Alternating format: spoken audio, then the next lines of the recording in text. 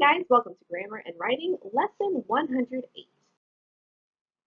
Our vocabulary today is a little long, so let's go ahead and jump in. Our first word is pun. Pun. This is a play on words. Basically, it means that you're playing with your words. Sometimes on different meanings of the same word, and sometimes on the similar meaning or sound of different words. You're kind of making little word jokes, basically. For example, the words need and dough are puns in this sentence. I work as a baker because I need dough. It's a pun because you're playing around with the meaning of the word. Need, spelled K-N-E-A-D, means to put your hands in the dough and work with it and squeeze it and punch it and things like that. That's kneading. And then dough, of course, is talking about the bread dough. But this is playing with the words because need, N-E-E-D, means you have a necessity, necesitar algo. And then dough is also another slang word for money. So you're kind of saying that I need, necesita dinero. So you work because you need dinero.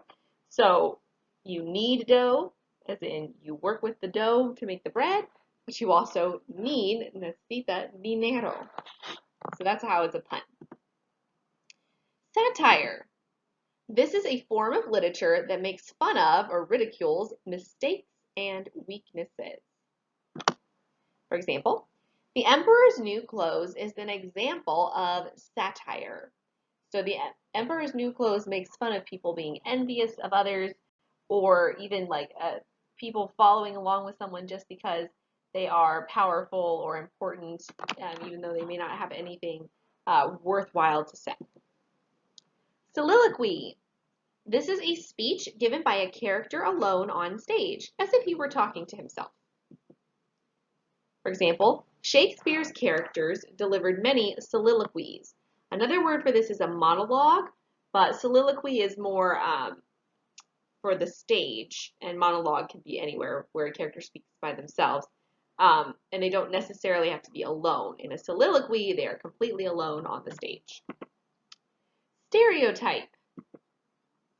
This is an oversimplified image of a certain person, group, or issue, usually held in common by some segment of society. So if you say that you have stereotyped someone, it means that you put someone or something into this group. For example, the stereotype of a librarian is a stern person with glasses.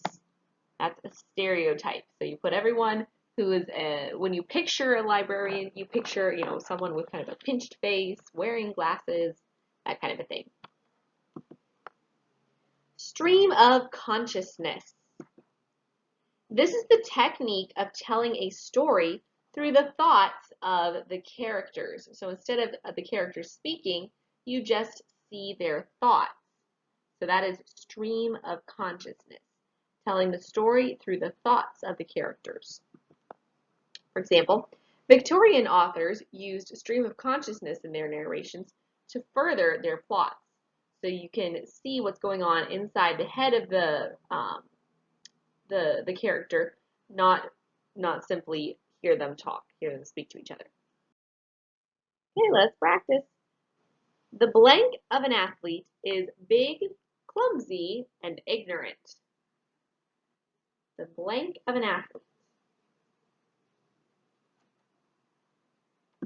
Number 2, a dog not only has a fur coat, but also pants, is an example of a blank.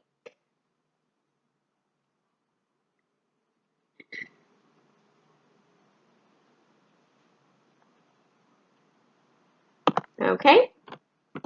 Number 3, in David Copperfield, David pours out his humiliation and despair in a blank.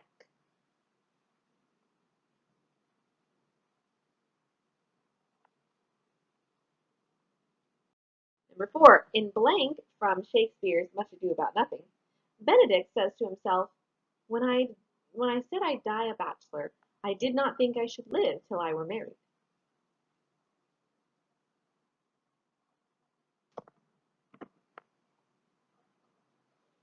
Jonathan Swift's Gulliver's Travels is a blank that ridicules human nature.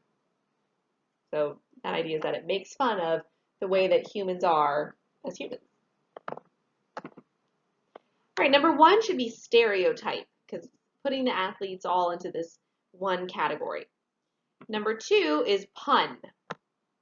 Number 3, stream of consciousness, because he's doing it in his head, it's not out loud, which you may not have quite gotten. If you said soliloquy, I can understand why, but David Copperfield is a book, not a play. Number 4 would be soliloquy, because he's by himself, and this time it can't be stream of consciousness because he's saying it out loud. Number 5 is a satire. The whole idea of ridicule is your clue. All right, so today is a review again. So this time you're starting with your capitalization and punctuation. Mark each letter that should be capitalized and add all missing punctuation marks. So for example, let's look at sentence number 1. My Uncle Bill's Ford truck is quiet, but it uses a lot of gas. So let's look first for what needs to be capitalized. Remember your rules. If you don't remember your rules, go back and look at the handbook in the back of your book to refresh your memory of what the capitalization rules are. Okay, so let's work through number 1. What's the first thing that needs to be capitalized? My, right? Because it's the start of the sentence, so my. Uncle Bill, does that need to be capitalized? Yes, it does, because it's his name. If you just said my uncle's, you wouldn't need to capitalize it because it doesn't include his name. But Uncle Bill together does. Ford truck. Okay, does Ford need to be capitalized? And does truck need to be capitalized? Ford, yes, because it's a particular company. So it's a brand name. But truck, no, because that one's very generic. So Ford, yes. Truck, no. Is, now it's just a verb. Quiet, now. But it uses a lot of gas. Okay, that's it. Now how about our punctuation? Well, here I have my Uncle Bill's Ford truck. The truck belongs to Uncle Bill, so it needs an apostrophe. Let me just change colors to do the punctuation.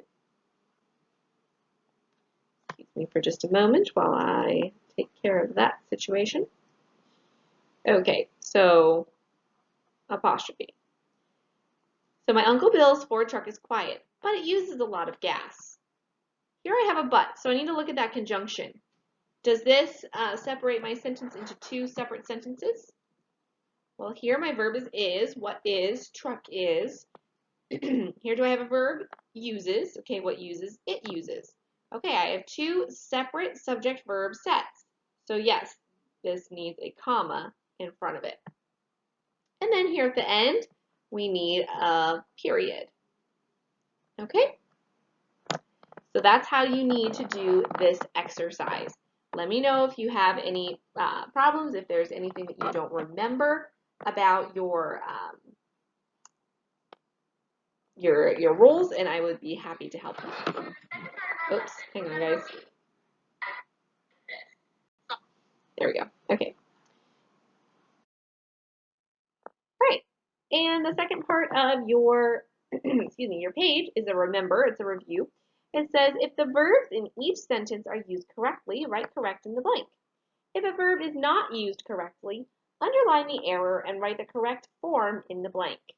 Change main verbs, not helping verbs. So this is just like what you did in yesterday's lesson. So look at number 1. My brother and I throwed snowballs at each other. Is throwed correct? No, no, it's not. So you need to underline throwed. What should it be? Through. Very good. Let's look at number 2. Unfortunately, one busted a window in our garage. What's our verb? Busted, yes. Is busted correct?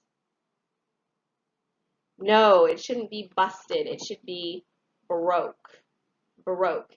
By the way, yesterday I saw that on somebody's uh, paper. You guys said that your arm burst. No, your arm broke. It didn't burst. Burst is to like explode. So be careful with that. All right, that is it for what I'm going to do with you. So go ahead and complete Language C, page 128. Have a great day, guys. Bye.